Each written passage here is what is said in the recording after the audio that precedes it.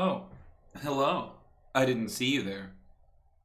What's going on, everybody? Welcome. It's Thursday. It's the Monster Workshop stream, and you have caught me just as I'm finishing my lunch. We've got a little bit of bread and cheese here, so I might eat a little bit on the stream. I know that that's gauche, but how are we all doing today? What's going on?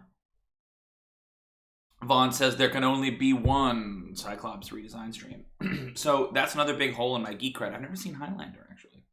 I feel like there are a lot of movies that exist in the milieu and like the geek culture that I've not seen, but that it doesn't matter because they're so embedded. You know, like I know about Quickenings.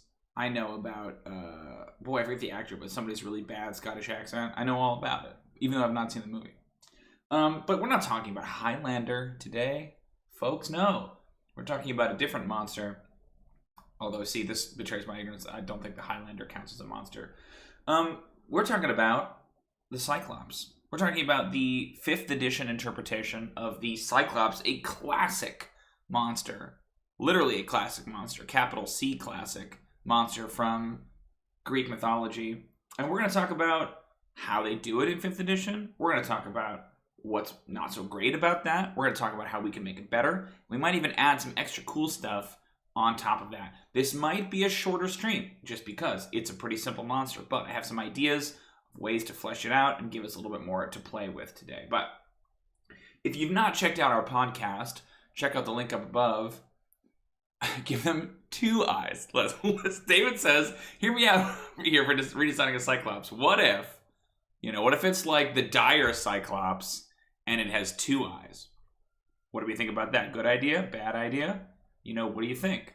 What do you think? Ooh, Vaughn says, I'm the same way with Game of Thrones. Never made it past the first episode, but know all about it from pop culture. Yeah, that's an interesting one to have kind of missed out on. I think it's worth reading for sure. The show, hit or miss, especially towards the end. My understanding is that it's kind of a bit of a miss. But it was so deep in the culture that, yeah, I can absolutely understand somebody. I feel like Game of Thrones, Star Wars is a big one. Obviously, I've seen and love Star Wars. But, I feel like that's another one that you could never see and just kind of know everything about incidentally, right? But I'm still jiving on this 2-eyed Cyclops idea that David has. Very funny. So if you're not familiar with the podcast, check it out. It is a short, little 15 to 20 minute episode, a deep dive on each individual monster that appears in the monster manuals and its history in the game and ways we can improve it and things that it does well and that kind of a thing. We're kind of doing a follow-up response to that with this stream by taking each monster and actually kind of lifting up the hood and getting into the mechanics and trying to improve it. So for the Cyclops, let's talk about this monster. This is a CR6 giant, a huge giant. They're listed as chaotic neutral in the 5th edition monster manual, which is interesting. They have armor class of 14. Interesting. Nuker Wolf says, never seen Monty Python, but could still quote half of it. Yeah, that's another one that's really in there. Do you just mean Holy Grail, or do you mean Monty Python in general? That almost feels like a tweet thread I should make, or a question. It's what piece of pop culture have you never seen, but you know so much about, you might as well have seen it. Great, they've got 14 armor class, 138 hit points, 30-foot speed, high strength, high constitution, average dexterity, bad. Average dexterity and charisma, bad everything else. Bad passive perception, they speak giant, CR6. They have poor depth perception, which is kind of their interesting vulnerability. They have disadvantage on any attack roll against a target more than 30 feet away, so specifically kind of ranged attacks. And then they have multi-attack, 2 great club attacks, can bonk you with the great club, which this is kind of where they get that CR6 from.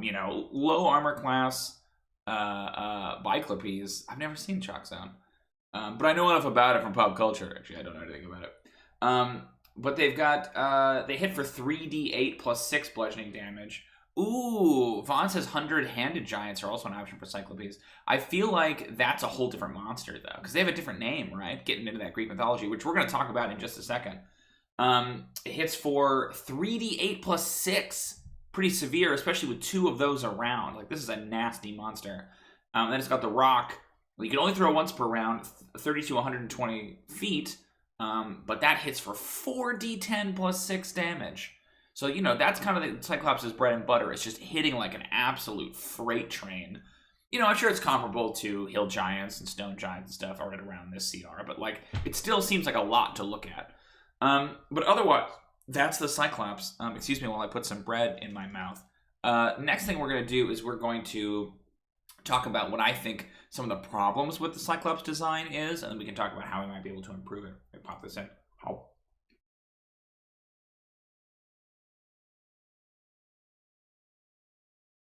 I've moved the microphone away, that way you don't have to listen to me chewing.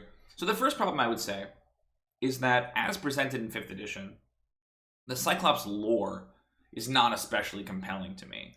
They are basically described as being sort of like lawless, you know, loincloth-wearing brutes that live out on the edges of civilization, and they herd goats, and they're,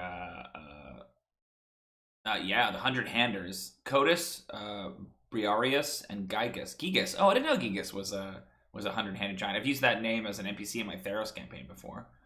We're 3 monstrous giants, each of enormous size and strength, with 50 heads and 100 arms. Yeah, bananas. What a crazy monster. That's someone has to have made one of those in D&D. You know what I mean? Somebody's got to have. I knew that they're like siblings to the Cyclopses. They're like cousins to them or something like that. They were among the 18 offspring of Uranus. Yeah, which also included the Titans and the Cyclopes. Yeah, exactly.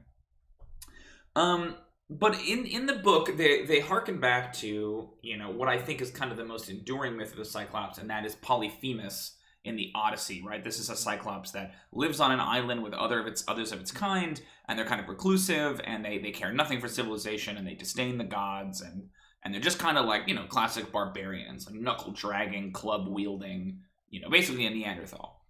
And in the podcast, I discussed the idea of, like, maybe you lean into that. Maybe you say, oh, okay, well, maybe they're like the proto-giants, right? I find, like, just kind of saying that, like, they're dumb barbarians is still that kind of reductive, you know, they have a low intelligence despite essentially being a sentient creature. You know, giants are always on that raggedy edge of, like, aren't they basically just big people? Why would you just have inherently dumber versions of them, you know?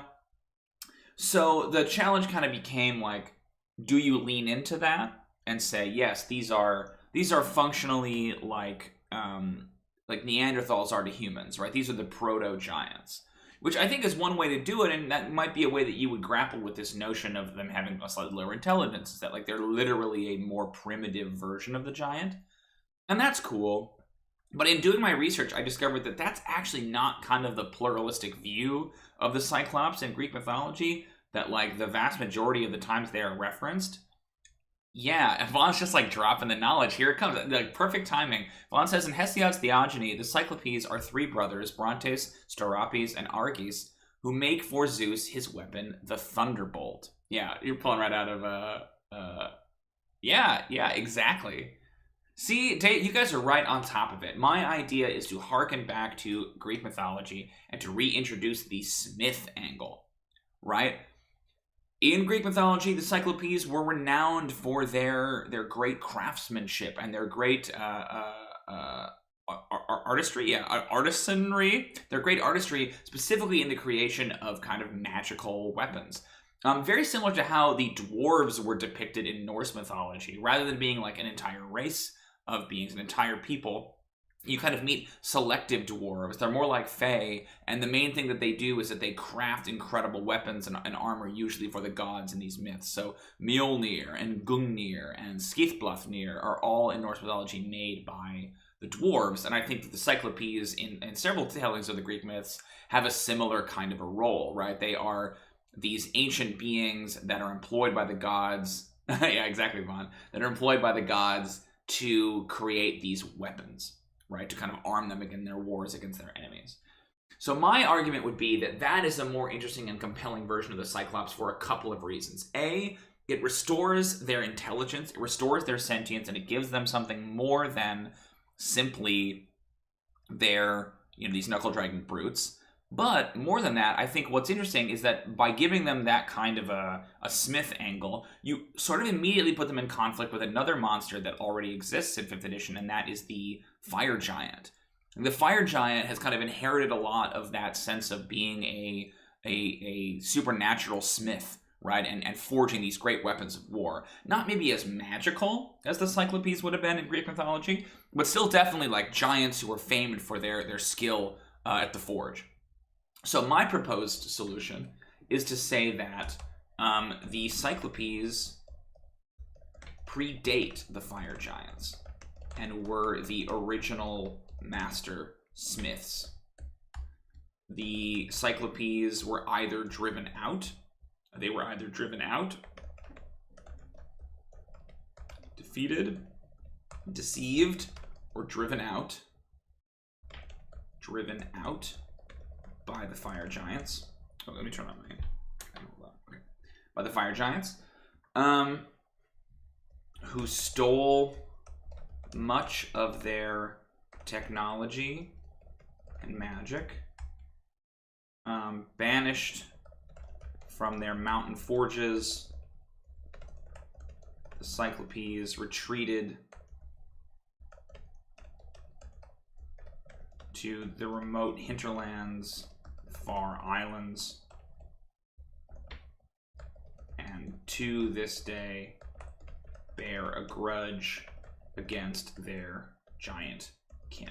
So, you know, obviously individual Cyclopes might not, you know, you have whole societies that don't really care or remember, but that's kind of their lore, is that they were once these great smiths, but that almost in like a Prometheus thing, you could do something where the Cyclopes like taught the fire giants how to do this, or they, you know, maybe they created the fire giants and the fire giants usurped them. You know, you could play with a lot of different ideas, but this notion of enmity between the Cyclops and the fire giants is interesting because they both kind of occupy the same slot. Like, you wouldn't have to do enmity necessarily, but I like that this kind of explains as to why you are more likely to encounter them in like wild and remote places. You know, that they have been kicked out of their ancient volcano forges, you know, and their great smithies beneath the earth, and now are roaming out in the wilds, kind of reduced to the level of herding because their sort of technology and society was stolen from them, right?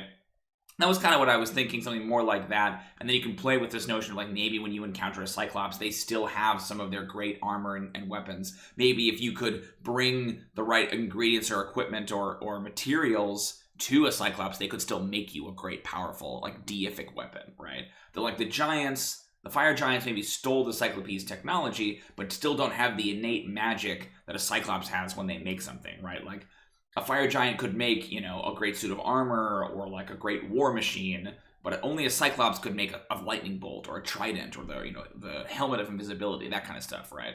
You can play with it. They have more of a divine given gift, which I think is neat.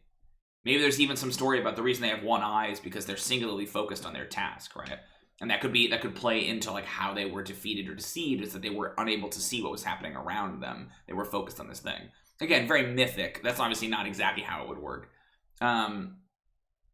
Maybe a political thing where the Cyclopes made weapons for the enemies of the fire giants. Yeah, that's cool. Did they make weapons to help the fire giants against their enemies?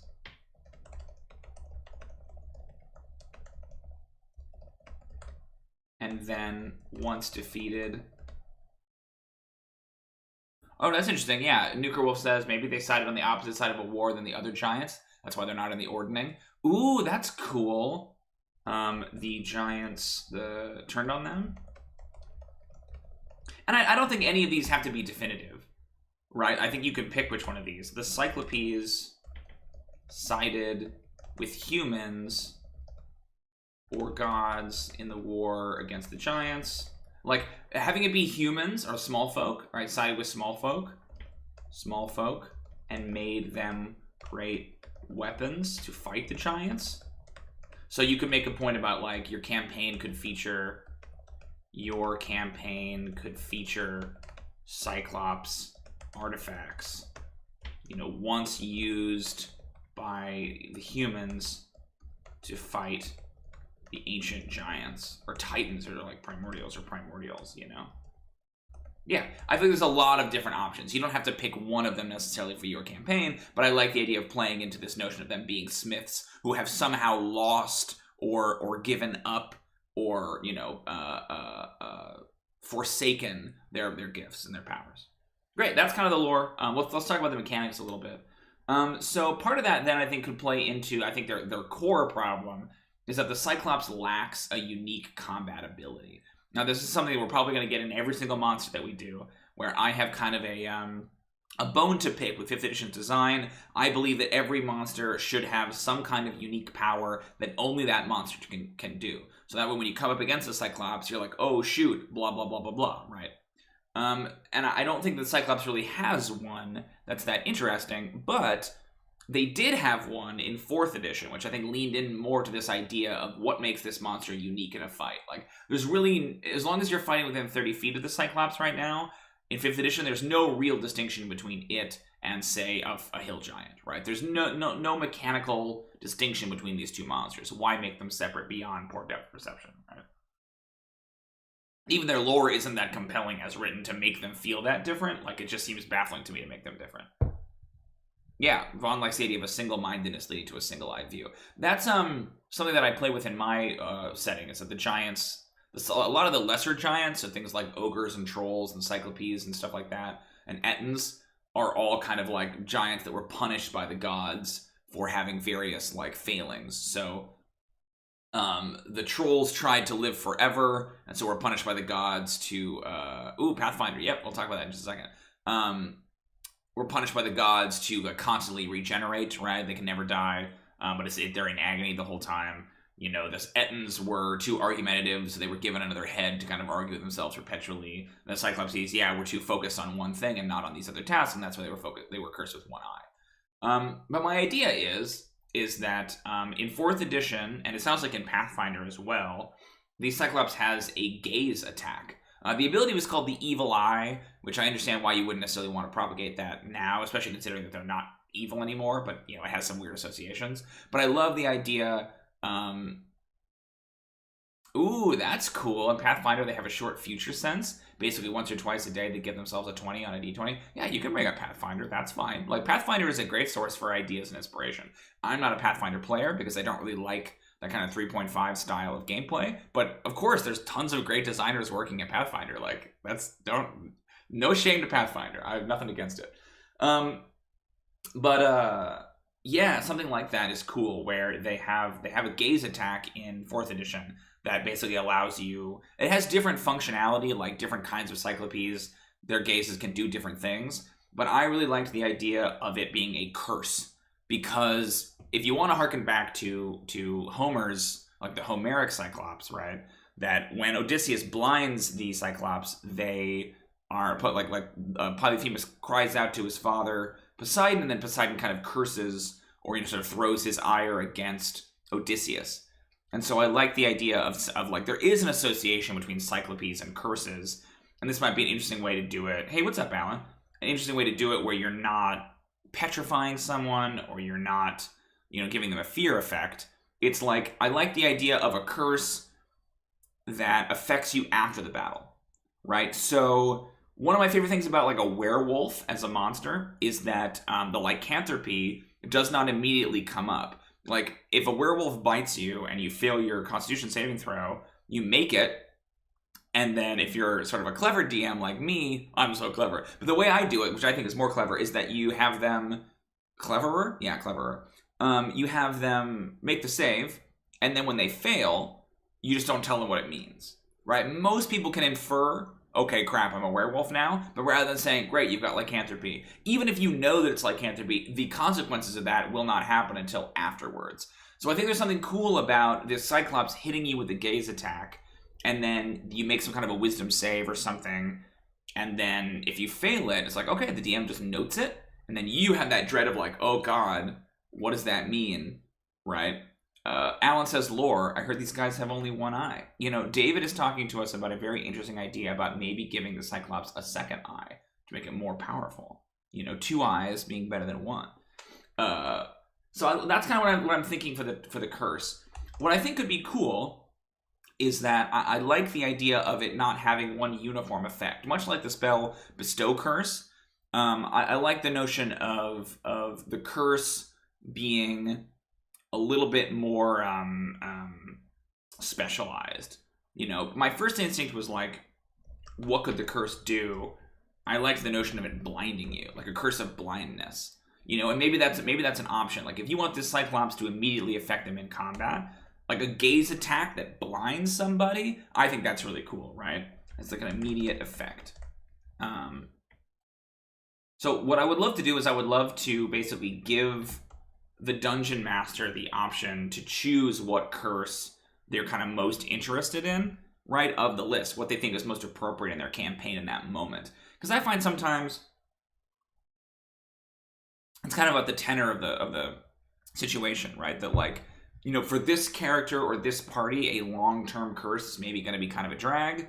You know, maybe they just had a bunch of disease stuff and now they've got another thing they've got to deal with. So maybe you want something more immediate, but maybe you want something that is this kind of long, like long after you defeated the Cyclops, you were still kind of dealing with the repercussions of it cursing you. What the lore is there, I'm not sure exactly as to why they have this curse power, but if y'all would like to spend a little time with me and try to brainstorm some interesting curse effects and things that the Cyclops could put on you, right? I think that would be awesome. I'd love to have like a little table or some options the DM could choose from. I think blindness is a good one if you want to just go like, I want it to be immediately affect them in combat. I'm not really concerned about like a long-term effect, you know? But go ahead and throw some curse ideas out there if you want. You know, I think bestow, I might actually grab my PHP and look at bestow curse, because that has some choices, but I even like the idea that they're like a little bit more narrative, right? They're more like rolling on like the madness table or something like that, you know? I'm going to grab my PHP. I'll be right back. I'm also going to put some food in my mouth.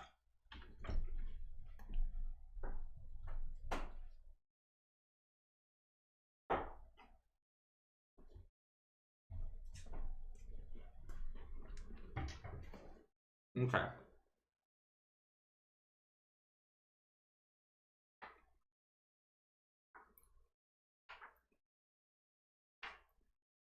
All right, bestow curse. Excuse me while I chew. The target has disadvantage on one ability score. Ugliness. Disadvantage on one ability score. I mean, I think like a reduction to a... Yeah, I think actually an ability reduction is kind of interesting. Ooh, that's cool, Nuker Wolf. The Cyclops can now see through the player's eyes. Yeah, I love that. Ooh, these are so good. Okay, so I like I'm gonna put permanent in quotes. Permanent reduction to an ability score.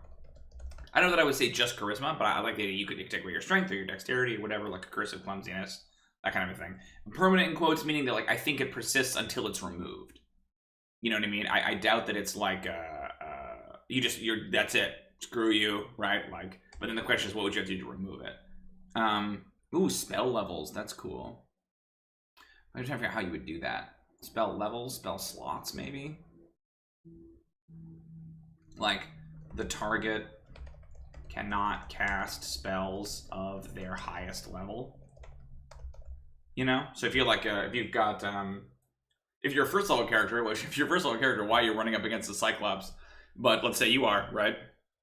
And it hits you with this thing, then you can't cast first level spells. But if you're, you know, a third level spellcaster, then you can't cast second level. You know, it removes your highest level spell. So then it's like a bummer because that's cool, but it's not going to hugely affect your power because you probably only got 1 or 2 spells at that level anyway. That's interesting, Alan. Ooh, Vaughn says, a biblical analogy is the mark of Cain. Maybe Cyclopes were rewarded for their magical items with a curse upon those who harmed them. Yeah, that's cool. You gotta put that thing on ice. Yeah, It's like when you, I was gonna say, it's like when you cut off your finger, but that's all I'm gonna say about that, Alan. Okay. Yeah, cool. I like that, Vaughn. We can go back and talk about the lore there. Lore. Did the gods place a curse on anyone who attacks a Cyclops? Okay. Yeah, I thought about like you only get one. Like you're like I think it's a little gnarly to have like your eye, you know, like dies and decays away, you know, because it basically just gives you the poor perception ability, which I think is cool, but it's a little bit, you know, like almost like too zombie. Let me look at bestow curse, see if there's any other cool ideas there. Disadvantage on attack rolls against you. While cursed, the target must make a wisdom saving throw at the end of each of its turns. I actually like that, like, while cursed, the target cannot attack the Cyclops.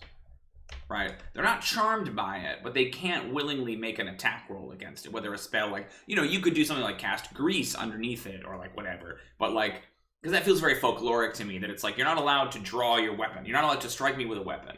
Okay, well then I'll do this, or I'll push this rock over, or you know what I mean? Like, the idea of them having to get creative and like, how do they deal with it?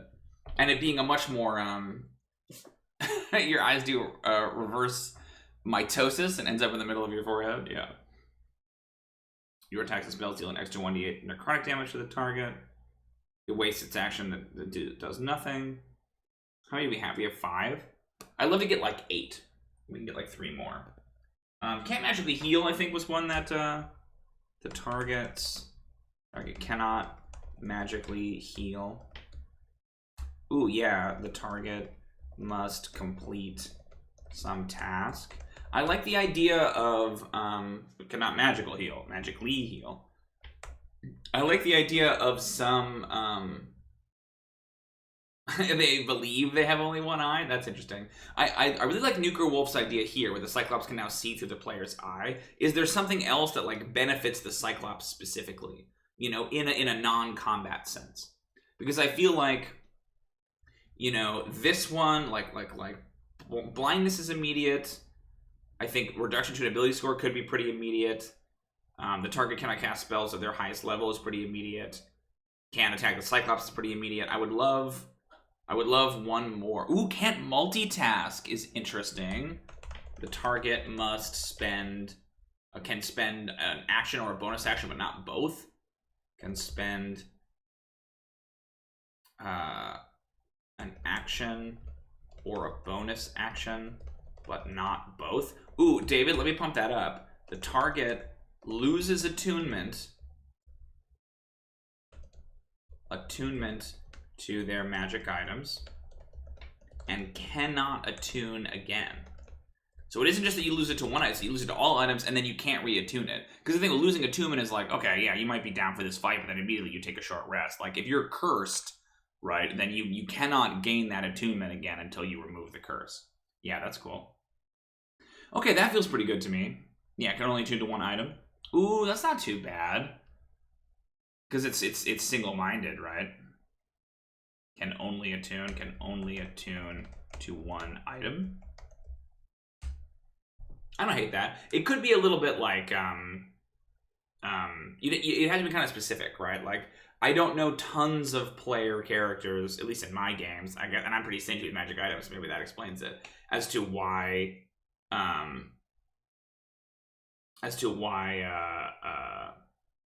or sorry, I can't talk. My brain just shut down for a second. I don't have many. That's maybe the explanation as to why this doesn't come up as much, but I don't know a lot of player characters who have tons of attuned magic items, maybe 1 or 2. So like having it be like you can only attune to 1 means that, you know, most of the time it wouldn't super affect. Ooh, the Cyclops becomes attuned to your stuff and locks you out of it. That's cool too.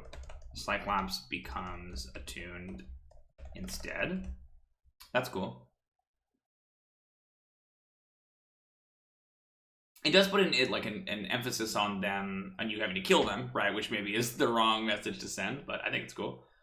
Okay, cool. And then lastly, so the last problem that I have with the Cyclops, thanks for all those ideas. If you have any more curse ideas, throw them out there. I don't know that we'll include all of them, because I don't necessarily want to have a 20-foot list of curse items.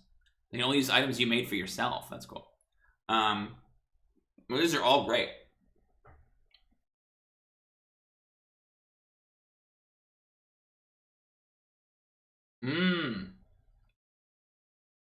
The Cyclops eye is a magical item. Perhaps you can only attune to it. That's kind of cool. Perhaps you can only attune to the Cyclops eye. Which then makes me want to make that as a magic item. Okay, so the problems. My last problem here. We've done that thing where I made this big long list and now it's bumped over onto another page. Oops. Let me go like this. One moment.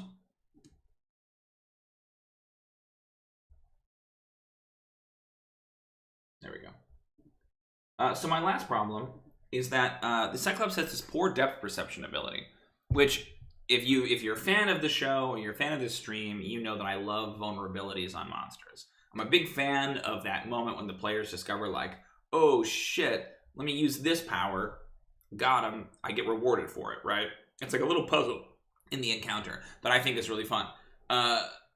And I think, vulnerabilities as written as like, weakness to a damage type is great. But I actually think like more kind of narrative weaknesses are even better. And so I think poor depth perception is a fun and interesting and again, much needed, I think in a lot of monster cases, weakness. But I don't actually think that it goes that far. I don't think it's really that great of a vulnerability. I think the idea is strong, but the mechanics on it are a little lackluster. So let's talk about those mechanics. So if we come down here, we can see, come here.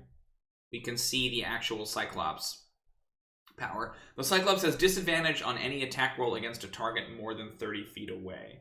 So what that means to me is that for a round or two, in the beginning of combat, probably not, or two, probably for the first round of combat, if you start the combat more than 30 feet away and the Cyclops does well in its initiative, then yeah, it might have disadvantage on like one of its thrown rocks.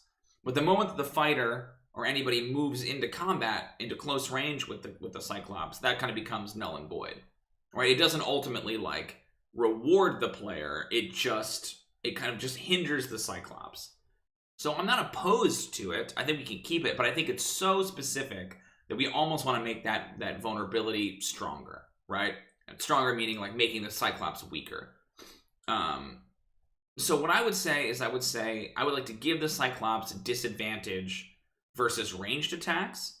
I guess I would give it advantage on ranged attacks, right? Yeah. Ranged attacks against the Cyclops have advantage. The idea being that like it can't see the angle, it can't properly judge the angle of this like, spear or arrow or spell that's coming in towards it. If the ranged attack originates from more than 30 feet away from the Cyclops, then it has advantage. What I like about that is that that's actually a PC behavior that the PCs can take. Like, in order to take advantage of poor depth perception as it currently stands, right, you would have to think like, oh, okay, let's stay way out here and attack it with ranged weapons, right? And that will hopefully give the Cyclops disadvantage. But swinging with a +9 to hit on a rock like that, like, even against a character with, very, very high armor class, you're still going to have to roll pretty badly for that to miss. So my point is that like, I think that's fine. We can keep that, right? But if you give ranged attacks that originate more than 30 feet away advantage, then the players are incentivized and the Cyclops is at a disadvantage, right? So I think that will really incentivize players to do it. I also, this is a very small thing and probably wouldn't come up almost at all, but I like the idea that giving the Cyclops disadvantage on saving throws that have like a blinding effect. Right, it's only got the one eye, so it's half as hard. It's twice as easy to blind them because it's just one eye that you have to blind. And again, it plays into the myth of Polyphemus and stuff like that. So maybe that's a little overkill, but I think I would much rather like suggest to the players like this is the tactic. I feel like there are tons of Cyclops encounters where poor depth perception just like does not come up at all. You know what I mean? Where it doesn't make sense for the Cyclops to use it, and like, the Cyclops can move 30 feet. Why wouldn't it just move 30 feet up to the target and attack, right? What context is there where the Cyclops is going to decide, no, I'll take this penalty and stay out of a move and throw a rock? You would really have to engineer an encounter to do that on its own. And I just don't know that that's in the cards for the Cyclops.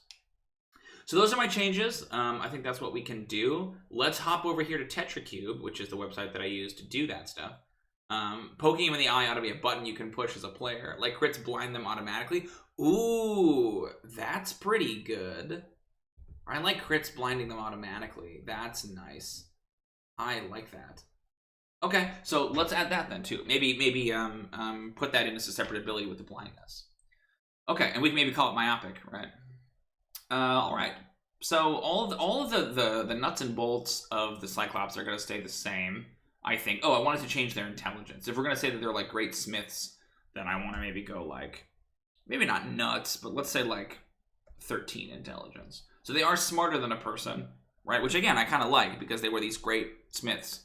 Yeah, their wisdom's is too low then as well. Although, would intelligence be... What do you guys think? If we have to give them, if we have to choose one to be higher, do we think it should be intelligence or wisdom if they're these great craftsmen?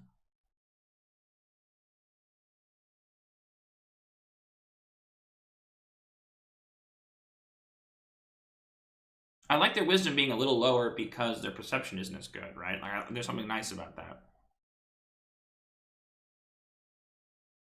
That's cool, Vaughn. I like the idea of Cyclops having a compulsion to gather crafting materials that might be junk. They're hoarders. That's cool. Not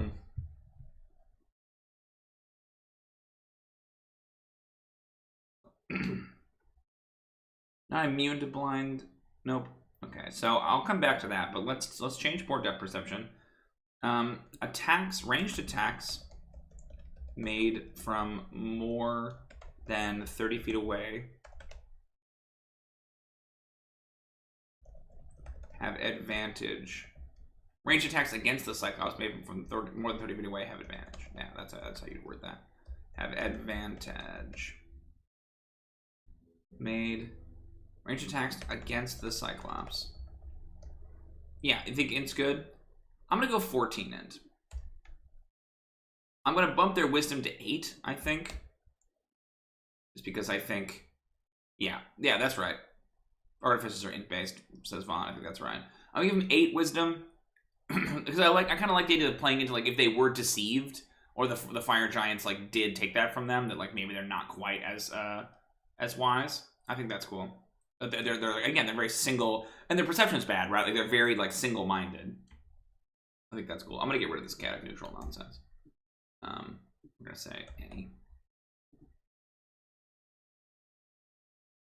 alignment. Okay, so we're talking about this. Ranged attacks against the Cyclops made from more than 1 feet away have advantage. The Cyclops has disadvantage in the attack roll against a target more than 30 feet away. Let's go add ability. Cool. And then I wanted to put myopic in there too. Myopic. Ooh, that's kind of cool. Perhaps Cyclops have a permanent detect magic with their eye. I don't hate that. Super tight rooms and few very long hallways. Yeah, that's funny. A critical hit. The critical hit against a Cyclops blinds. A critical hit blinds. A critical hit made against a Cyclops. Here, when a target. Yeah, they have bad insight. Exactly. When a target scores a critical hit against a Cyclops, or when a creature scores a critical hit against a Cyclops, they can choose to blind the Cyclops. We'll say for 1 minute. Yeah, I love that. And then I wanted to put, in addition, the Cyclops has disadvantage against any effect that would blind it. Any effect that causes blindness.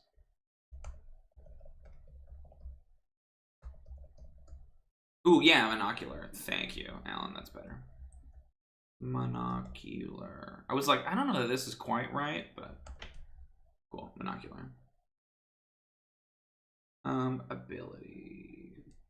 Cool. It's got to go above though, because I'm a weird pervert who has to do all the abilities in alphabetical order.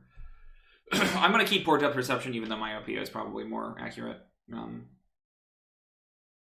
Just because I want some sense of continuity with the original monster, and having both monocular and myopia, right, might be too much. Okay, great. Ooh, until it takes an action to remove the object from its eye. That's terrible. But I mean, like, if you throw a spear into its eye, you know, blind the Cyclops, yeah, maybe that's better. Because it's a... Well, the problem with that is that, like, then it's an action economy problem. I don't like that, Vaughn, but the Cyclops is already going to be at a huge disadvantage against a party anyway, in terms of action economy, but whatever. Let's do it. That's cool. I like the flavor.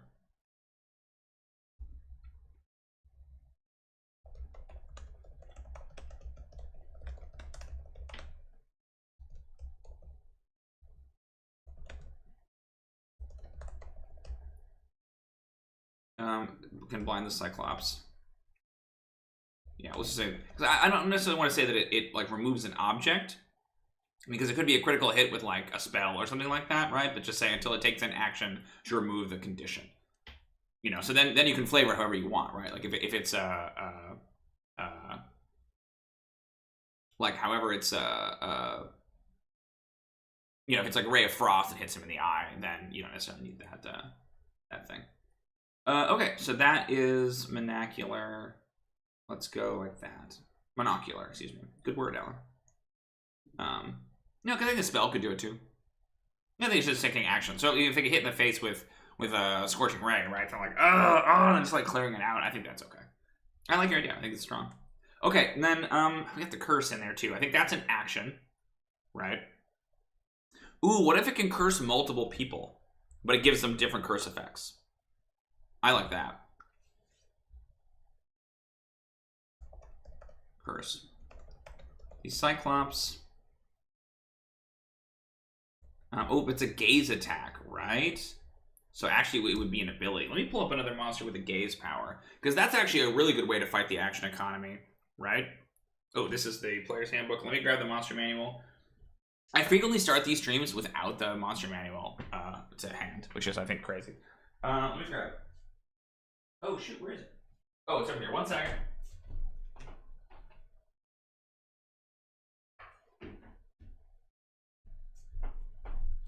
I went to my bookshelf and it was not there. It was not there. Okay. Let's do the Medusa. Because the nice thing about gaze attacks is that, yeah, they really mess with the action economy, which I like. This might require us bumping up the DC or the CR of the monster, but I think that's okay. The Medusa. Where are you at, Medusa? I just want to get that juicy gaze attack language. Okay, let me pop the rest of this in my mouth. Hold on.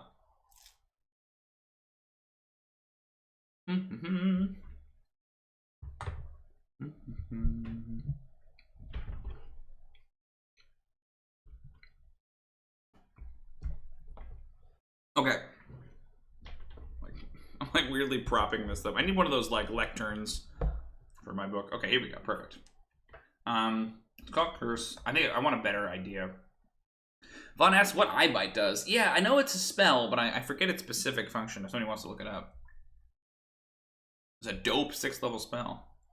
When a creature that can see the Cyclops' eye starts its turn within 30 feet of the Cyclops. The Cyclops, I'm going to make it bigger. I'm going to make it 60 feet. Because it's not as deadly, right? The Cyclops can force it to make a DC X. I think it's a, do we think it's a wisdom saving throw? Do we think it's a charisma saving throw? If it's a curse? I like charisma. We never use charisma. If the Cyclops isn't incapacitated and can see the creature. If the saving throw, oh, we don't need that, right? A creature that fails to save, otherwise, a creature that fails to save is cursed. A creature that fails the save is cursed.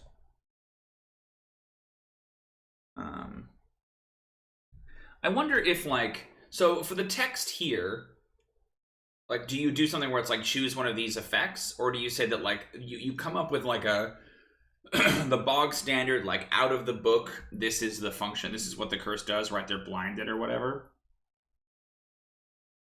But then you include like a table that has other curse effects, you know?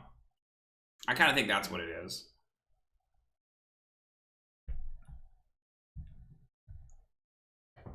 we do like fails to save, is blinded.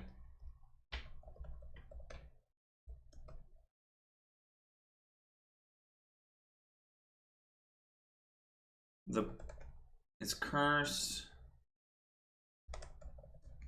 While cursed, the target is blinded, or alternatively, ooh, that's cool. Eyebite forces a wisdom save for 1 of 3 effects: unconscious, fear, or sickened. You could do Eyebite as a spell, but I feel like that's an action, and I would much rather do it as a gaze, because that again helps it in the action economy. How do you spell alternatively? Or alternatively is blinded or affected by another, or afflicted by another curse effect. Yeah, afflicted by another curse effect as chosen by the Dungeon Master. Because you want it to be a thing where if you don't have the table with you, you can still just have it have an immediate effect. See sidebar. The curse lasts until the creature is freed by a greater restoration spell or other magic. So that's what I put for now. I do like the idea of the Cyclops eye being important, right? Maybe you do like the curse lasts until the creature is freed by a special greater restoration spell that requires the use of the cursing Cyclops' eye. Of the Cyclops' eye. Okay. And then you do the thing where you can avert your gaze. Unless surprised, a creature can avert its eyes to avoid the saving throw at the start of its turn.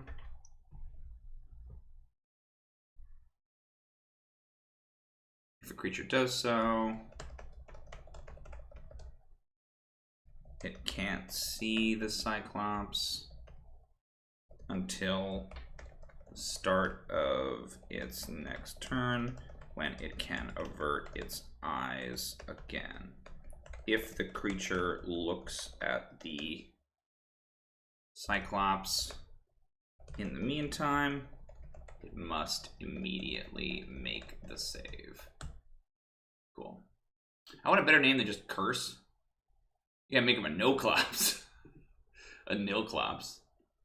A zilch-clops. So curse actually comes above then, if we're being pedantic about that. Oof. It's a big stat block. I already don't like that. No ops. Oh yeah, no ops. Fair. Okay, cool. So the other thing I maybe wanted to do was I wanted to like change what their weapons were. The conceit being that like there's a chance they have a better weapon than a club, you know, if they were these great smiths.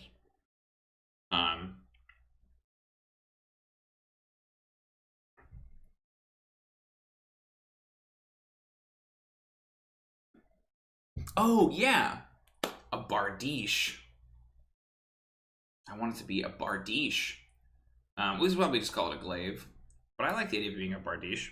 A bardiche is a random. Let me look it up on my phone so it doesn't slow down my computer. A bardiche. They are depicted as having bardiches in the like the 3rd edition, or like 1st edition. It's basically like a pole arm with a huge kind of like sickle blade on the end of it. It's basically like a pole axe. I like the idea of like, because I wanted to give them a weapon that isn't just a club, because again, it's a very caveman weapon. So I think if you're gonna give them like a random weapon, I like the idea they have a bardiche. A bardiche. They can keep the same damage. I want to extend the reach out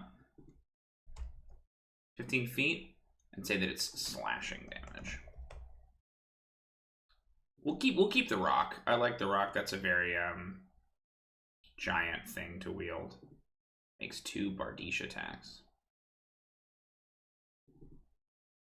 Oh, I bet they'd be great quest givers, yeah. Bardiche. But that's something you don't want to put into a stat block, you know. Add action. Bardiche. Cool. It's a little lopsided of a stat block there. That's kind of a bummer. You could probably do it as one. It's just tall. It's a tall boy. Maybe you do this. Maybe you don't have them be alphabetical. Ugh. After I made such a stink about it too. Is that any better? Yeah, that's much better. Damn it. Honestly, even putting more depth perception over on that side. Yeah, there it is. Yeah, I mean, Alan, I think a lot of the Cyclops NPCs could be just misunderstood. Like, I don't actually think that they're evil. I think they're just, you know, they got a raw deal. So what's the DC here? So is it based on the Cyclops' constitution? +5? I like that. That would be pretty powerful. So it'd be 8 plus 3 is 11. It's a 16. Wisdom, charisma saving throw, which I kind of like because it's not that severe of a curse, right? Add action. Not compared to like the well, the Medusa has a 14. Let's do 15. I know it's kind of arbitrary. I don't think it's as severe as getting petrified, but you also get multiple stages of that as a Cyclops or as a Medusa. So, oh shoot, no, that's not what I want. We want to go in here. We're gonna go 15. I like it as charisma. I think charisma is like very underutilized, you might say. Okay, let's update this. View image. Now, the last thing I want to do for today, because otherwise I think we're done. That's a good Cyclops. We brainstormed those curse effects, so I will, in the document, I will clean that up and make that a sidebar. I would also like to devise some Cyclops magic items. So, magic items.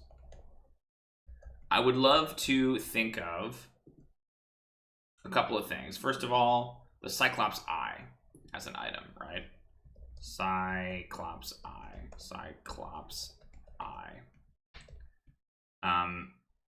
Obviously, it's a reagent in the ritual, but does it have some other function, right? Like, I like the idea that, like, if you have to take it and then use it somehow in the Greater Restoration spell, you know what I mean? Like maybe you have to go travel to do that, and so does it have some other function in the process?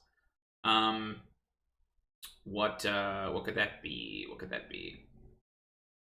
Like letting it, you know, you can see out of it, like while attuned to it, you can see out of the eye.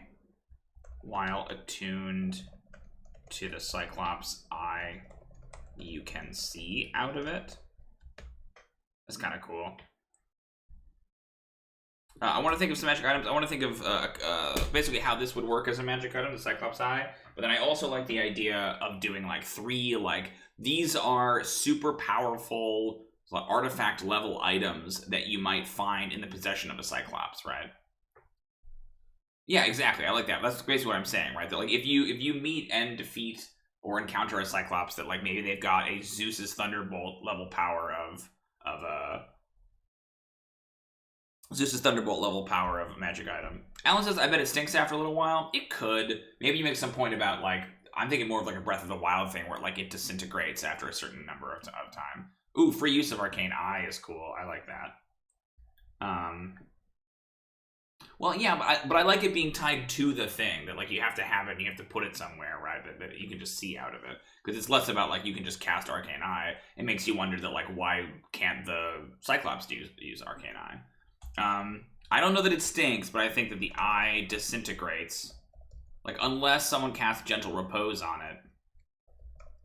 Someone casts Gentle Repose. And, like, if you want to flavor it as saying that it's beginning to rot, like, cool, go for it. The eye disintegrates, you know, in 1d6 days. Yeah, that's cool. I think it being simpler is probably better. But let's talk about some cool, like, I want like 3 artifacts, Cyclopean artifacts, 3 kind of, you know, godly artifacts. Is maybe the point that like they kind of resemble artifacts that the Greek gods have, like they're kind of the sort of Theros versions of them. Oh, I don't think so. I mean, I think the point with that, Vaughn says, I just don't want PCs farming for legendary items. Let's go Cyclops hunting, loot run. I think that, you have one per campaign. It's like, oh yeah, there's this Cyclops, like tribe or whatever, little enclave, and they live out here on this volcanic mountain on this island, and they have one crazy magic item. So in order to get that legendary item, you have to go through their like stronghold and fight dozens of you know what I mean? Like, I think make it the centerpiece of an adventure. Don't just say like every Cyclops you kill has a huge legendary artifact. It's like, that might be a reason to include one. And maybe it isn't a thing where you can kill them, right? Maybe it's like the Cyclops will give this item away if you do this quest. Just don't introduce tons of them in your game. I think that's pretty easily done. I don't think you have to say that every single Cyclops has one, but because I'm trying to package these with some interesting stuff. So, like, I'm trying to think what are some cool ones. I almost want to base them on existing, like, fictional magic items, right? Like, I kind of want to do Mjolnir as one, right? Like a hammer that lets you throw it and it gets stuff. A mask of some kind, or like the image of the one big eye hole in it. It's kind of cool. I feel like they would be making items for other beings, right? Is like historically what's done. But I don't hate the idea of like maybe like a helmet rather than a mask. A helmet. I like a hammer. I kind of want to do a Mjolnir reference. So killing one means you don't get one. Then why? I mean, I guess that's kind of cool. Yeah. Maybe they each have some kind of a drawback, right? Like, what's the drawback of one of them? Is that, drawback.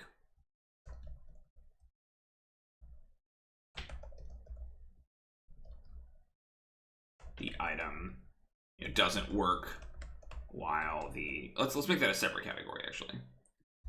Drawbacks. So a helmet, I like the idea of a hammer, just to make, like, at least one mythological reference. Drawbacks. The item ceases to function. I'm gonna do a lens, Alan.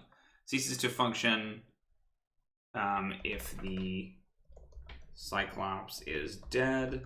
I think we got to think more in the terms of like Zeus's thunderbolt, right? Like, what are some big like you would be drawn halfway across the world to come and collect this item? We have a piece of armor, we have a weapon, like. I don't hate the idea of maybe like if you're saying like a lens, like a mirror or something, right? I don't know that they're cursed, Vaughn, but I like the notion of them having a drawback. That it isn't that they are, oh no, you can't unattune from them, but they have some kind of a thing where they're very powerful, but this is the little bit of a kickback. So like the hammer one to me, if it is like Mjolnir, the item deals a small amount of, energy damage to you, or element damage to you every time you use it. Whenever you make an attack with it. So if it's lightning, right? Ooh, something similar to the Voyager Staff. What's the Voyager Staff? I don't know the Voyager Staff. Nature-based for an idea. It sounds cool. What's the Voyager Staff? Small amount of element damage to you whenever you make an attack with it, right? So it's like if it's lightning, then every time you throw it or you bash somebody, you take 1d6 lightning damage. I might change the type just to make it a little bit different from Mjolnir. Have it be like a lava, like volcanic hammer or whatever, the magic card. Maybe a frost hammer, something like that could be cool. But I like the idea of you throw it and you pull it back to you, and it does all the cool stuff. You can summon a blizzard with it. How does the Voyager Staff work? It sounds neat. Let me look it up. Let's see if I know what the Voyager Staff. See if I can locate it. Voyager Staff. 5e. It's a magic quarterstaff, okay. Like a wizard thing. You get a +1 bonus to spell attack rolls. 10 charges. While holding it, you can use it to expend one slot of the staff's charges. Ooh, but like nature focus, you're saying. So something kind of like a walking stick. Yeah, if it's nature focused, it feels like you wouldn't like forge it in a smith, but they do that stuff all the time, right? Like Skithblothneer. Ooh, something like that is kind of neat. So this is another kind of dwarf reference, I guess. But Skithblothneer is a ship that was made for Freud, the like god of the god of fertility in Norse mythology, and it's a ship. It's like a full-size ship, but you could fold it up and put it in your pocket. So it's kind of the inspiration for the folding boat. But I like the idea of something like that, where it kind of plays with extra dimensionality. You know, there's already Darren's Instant Fortress, so it shouldn't be that, but like something along those lines of like, hey, this is like a portable version of a very powerful thing, you know, and they've got it. That's maybe a little cutesy.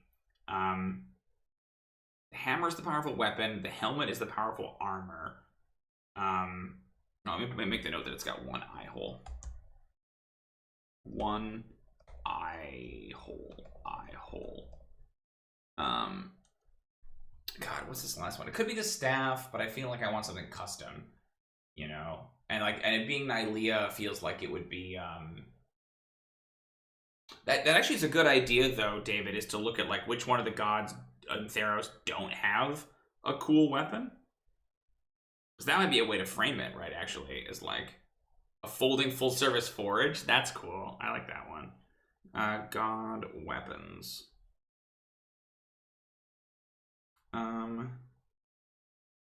Because let's see, who has them in Theros? Nyx has them. Yeah, I think that's right, Ron. One weapon, one armor, one utility magic item. Not Nyx, God. Like, I can't talk. Erebos has one Nyx. Yeah, Perforos is a hammer. So it's kind of like doing another hammer, I guess. Maybe that's a bad idea. I just like Mjolnir. Mjolnir's cool. Thassa has a bident. Nylea already has a bow. Heliod has a spear, and Erebos has a whip.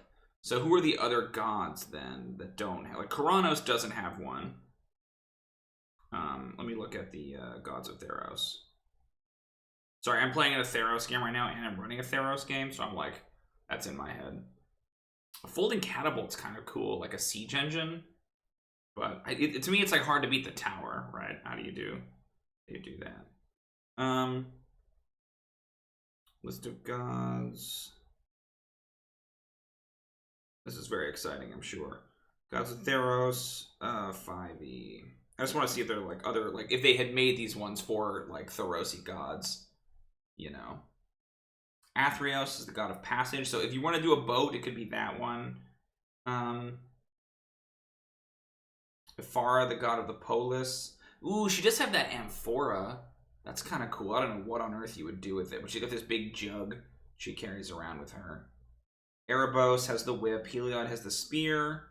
Iroas, Iroas and Mogus, the two gods of war, don't have any weapons. So maybe the weapons are actually like a paired hammer and... I guess he looks like he has a spear. Maybe one of them is a Bardiche. That's cool. I like that. Karanos doesn't have one. He's the god of... Yeah, so maybe it's like a Bardiche. Oh, that's cool. Alan says something connected to elephants. A Bardiche and a Great Axe. And that they're the items of Mogus and Iroas. Those are the two war gods in Theros, and they're kind of like constantly at each other's throats. Nylea's got the bow. Farika is the goddess of poison and healing. Phoenix is the god of deception. He does have a mask. Perforos is the god of the forge. And Thassa is the god of the sea. So, Iroas and Mogus definitely make sense to me. I like the idea of a helmet, but I don't know whose it would be. Maybe this is silly. You can grip a guy and then whack him.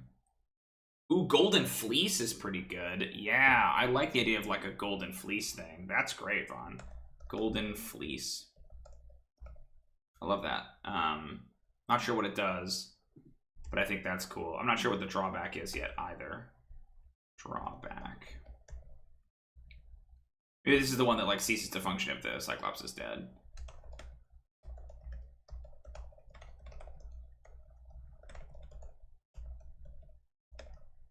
So I think it's like Golden Fleece, yes, but it's actually like a cloak made from the Golden Fleece.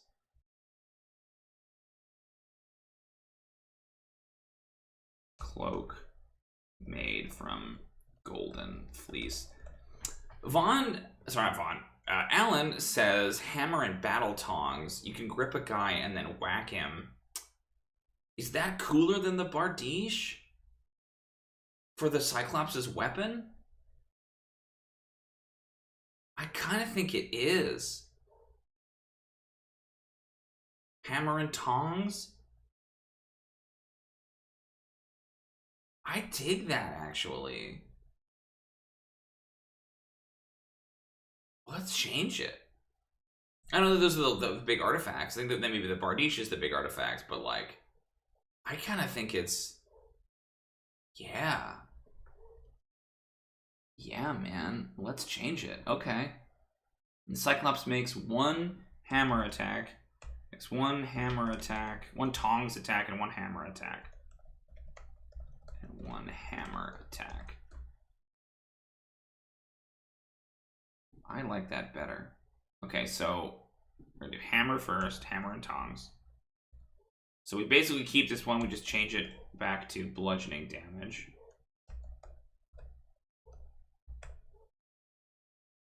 Add that as action. Get rid of Bardiche. And then change this. Oh no, we wanted to put tongs in. So keep rock, that's fine. Yeah, add action, that's good. And then tongs.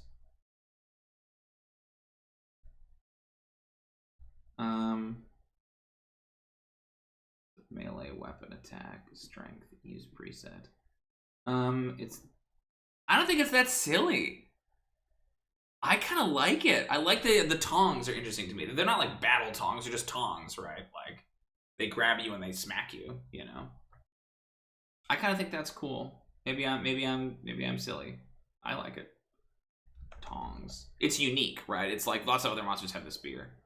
I do like a Bardiche. I do think they're cool, but I'm gonna try this because I think it's a little bit more unique.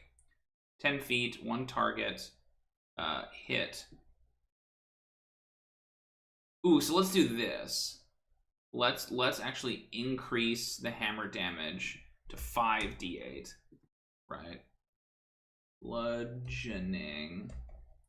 Why can I not type? I'm bad at words. Hammer damage is a little higher, and then we're gonna add tongs. Tongs. Okay, strength attack to hit. It's got a 10-foot reach. We gotta bring in the reach of the hammer. But I don't think it actually damages you. I just think you get gripped. Target is restrained.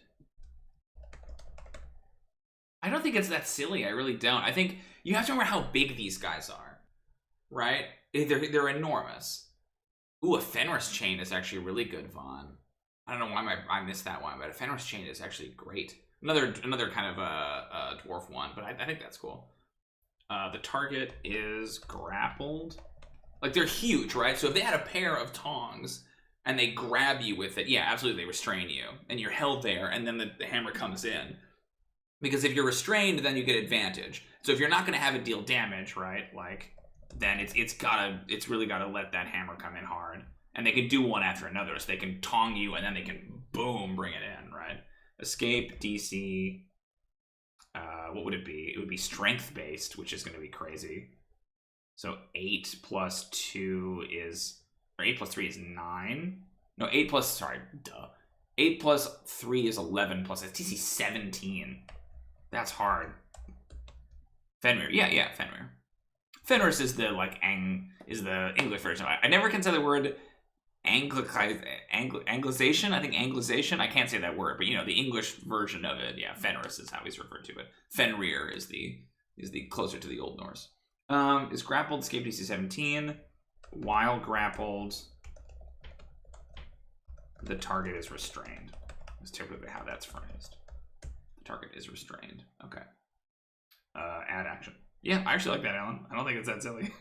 Maybe I'm wrong, but I think it's cool. And it also makes the stat block a little more even. I'm into it. Okay. I'll put... Yeah, I like that too.